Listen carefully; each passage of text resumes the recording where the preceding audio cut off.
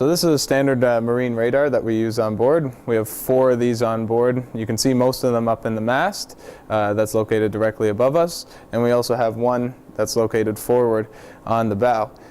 I have right now on the screen, I have 3 targets, as we call them, or ships, and they're displayed by little yellow blotches that will appear all around us. These radars are incorporated with a computer that does a lot of mathematical calculations in order to give me speed vectors and courses and any other pertinent information that I will need. Now when we're out in the open ocean and we want you guys to have a very pleasant night out on the open decks, we can also see the rain and avoid certain scattered showers that do occur frequently in the Caribbean. So we actually not only avoid ships, but we also avoid showers, just to keep you guys extra happy. So what we have now is an automated identification system, or an AIS. And this is what it consists of a transponder and as well as a display unit on board. And what that transponder does is it actually is constantly transmitting a signal to other ships within a certain area, and they can see all our information as well as we can see theirs if they carry the same transponder. I can click on a certain vessel that's displayed on my electronic chart, such as the Saria, who is a cargo ship over here across my shoulder, and I can click on her and see that her exact position on the globe. I can see her speed, and I can see her name, and I can also as well see what port she might be calling to next and what time she'll arrive there. So unlike paper charts that we have on board as well that require drawers and drawers of storage space, we have electronic charts, as you've seen here, that only require a hard disk. As you can see here, we are now in New York City, and I have the chart for New York City, and that took me all of 5 seconds, but if I needed to do that, it would take me about 15 minutes to go in the back, research the catalog numbers, and pull out the correct chart. Okay, so what you see here is we have the ship's wheel. Gone are the days of 2 guys standing there with a 6-foot wheel in diameter. Now we just have a nice little wheel here. When we're at sea, we will switch over to our autopilot so that give our quartermasters a nice break. And this basically just controls the ship's heading and keeps us going on a straight line. So what you'll find back here is more controls for our systems that we have on board. These right here are your most favorite piece of equipment that I think we have on board, besides the Viking Crown, is our fin stabilizers. These will actually keep us from rolling too much and stop you from having a very good vacation on board. The 3 GPSs that we have on board, 2 of them are back here and we have 1 up forward.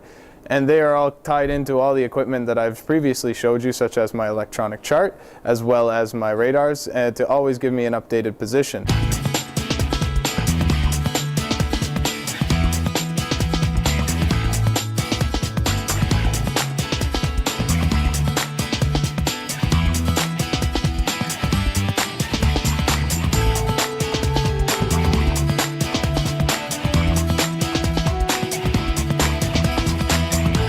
Yes, ladies and gentlemen, on this wonderful ship, we still do carry the sextant, which has been around for roughly around 300 years. And we use it as a backup of our electronic systems in order to put a position on the chart, as I've shown you. So up here on the bridge, we're monitoring pretty much everything 24/7. And one of those main things is our fire detection system. On board the Enchantment of the Seas, we have the Atronica fire detection system, and this is tied into every detector that you see above you in your cabin, or whether you're walking around the ship. Every detector, and as well as all those nice doors that you pass through, probably without noticing, the fire doors. This is all monitored constantly in the system, and as you can see, when I'm scrolling through the ship, I can simply click on a cabin say 7052, and I know that everything in that cabin is okay. On board this beautiful cruise ship, we are equipped with many watertight doors in order to keep our watertight integrity in case something bad were to happen, as in a collision or a grounding. Unlike the Titanic, our watertight doors are very much functional and they work properly. So what we have over here are the bridge wings. We have the exact same one on the starboard side of the vessel, and this is actually where the captain or anybody he designates does all the maneuvering. The same controls I showed you over in the middle of the ship are actually located out here as well, just maybe in a downsized version. When we were speaking earlier, we were at anchor. Today we're at sea, and this is the typical bridge setup for a vessel at sea. We have the officer of the watch, who is myself, in charge of the navigation of the ship. And we have a quartermaster or a lookout whose sole purpose is to keep a lookout outside these windows and report any objects or vessels or land or anything he sees to me, where I can take the appropriate action for that.